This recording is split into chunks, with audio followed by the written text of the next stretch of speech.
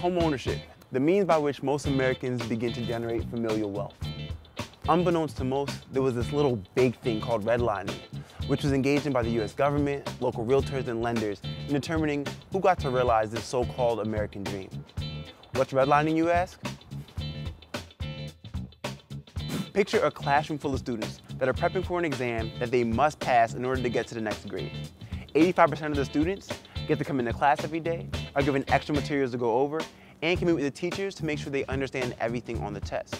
The remaining 15% get no assistance from the school whatsoever.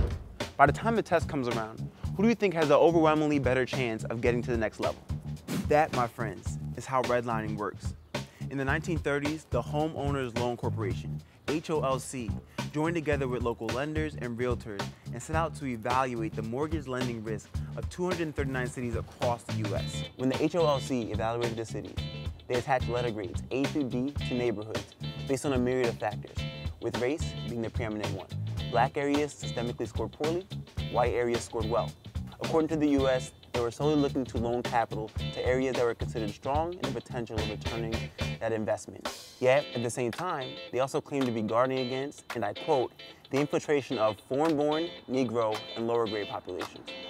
For 20 years, between the 1930s and 50s, 3/5 of homes purchased were financed by the FHA. Realize, of that number, 2% of FHA loans went to non-white home buyers. Redlining was practiced en masse from the 1930s to the 1970s. Just to realize how ridiculous this situation was, go and research the Burwood Wall, a 6-foot-high cement wall built in 8 Mile, Detroit that split the black area from the white area.